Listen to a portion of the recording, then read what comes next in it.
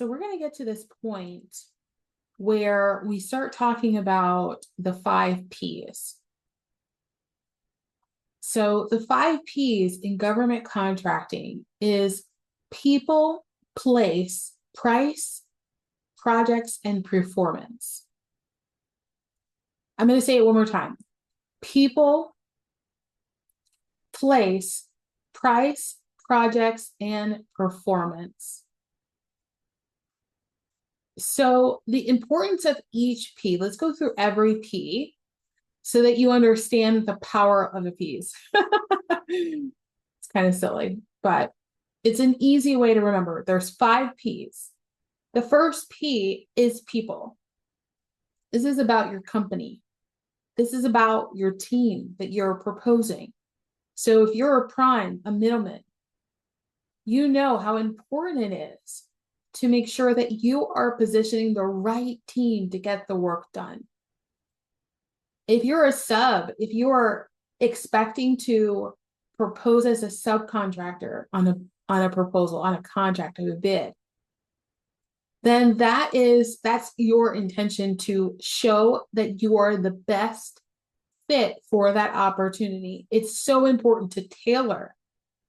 When I say tailor, I mean adjust. Okay, this is ethical knowledge. You want to make sure that you are being ethical, but tailoring, adjusting the language to speak to that audience, that agency, because it's not going to be the same. It's not going to be the same type of project or people every single time we're talking to them. Like, imagine for a second, it's kind of like going to a party versus having a conversation with someone at a business event. Sometimes business events are parties, yes, but usually in a party, it's more succinct. It's like kind of light. You're not going into all the details of what you do. Whereas in a business event, you are, because it's tailored to that person you're speaking to. So you want to make sure that it's tailored to the agency and the needs they say they have in the RFP. Okay, so that is people. Place is industry and services. Your place, your position, your place. Where are you planted in? What industry are you in? Tell me about your services. Tell me about your product lines. Tell me about your systems, your methodology. How do you accomplish what you accomplish? Tell me how that's going to benefit me. That is place. Place me into your world. Okay, number 3 is price. You guys, a lot of times business owners think, one of the mistakes I see business owners make when they bid is they try to be the lowest. You don't want to be the lowest. You want to be the best. You want to be the best option. So in advertising, there is a saying.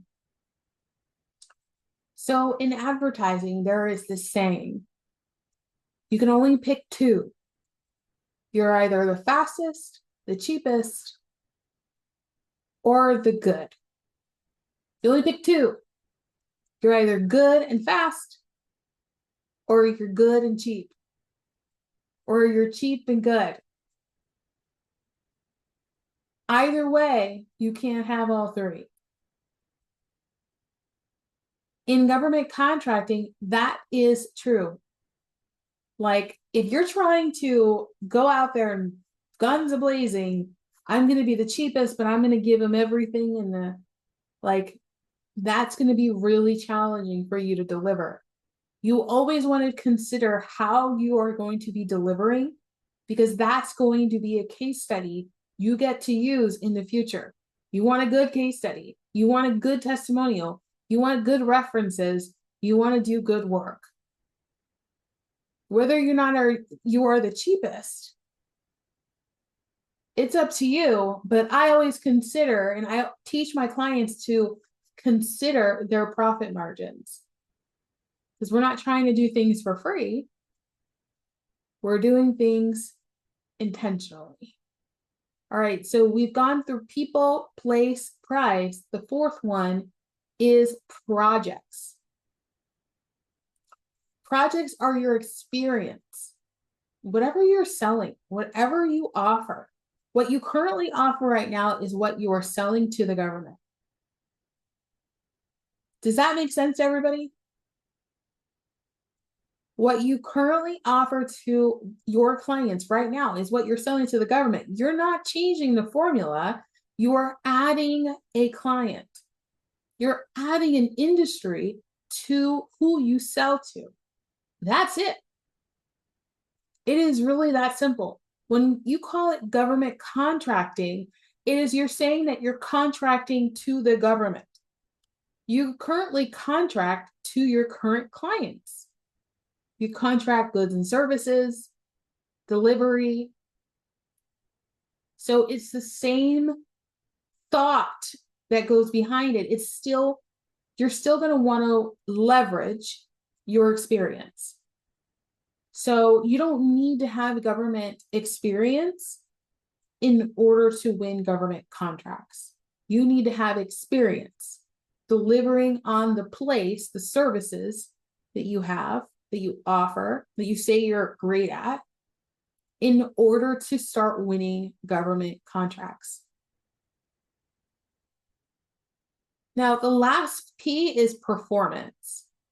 So performance are your case studies. These are your testimonials.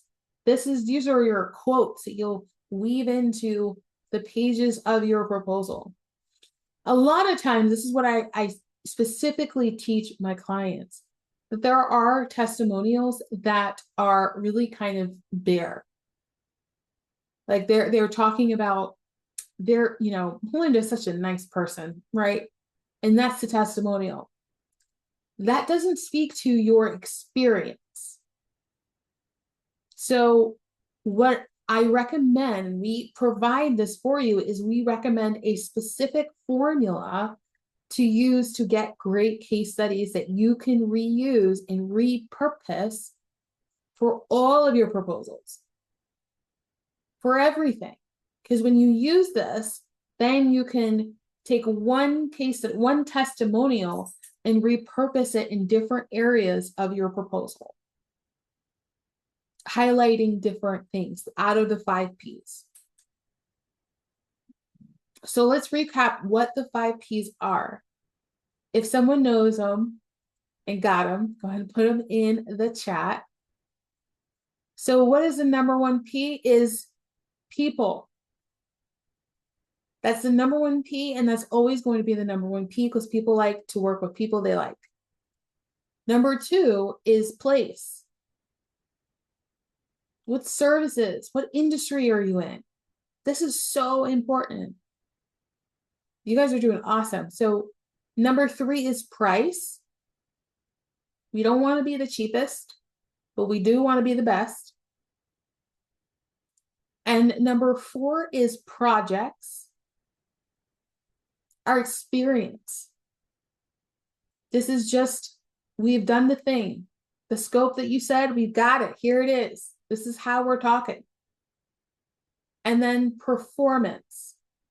These are case studies.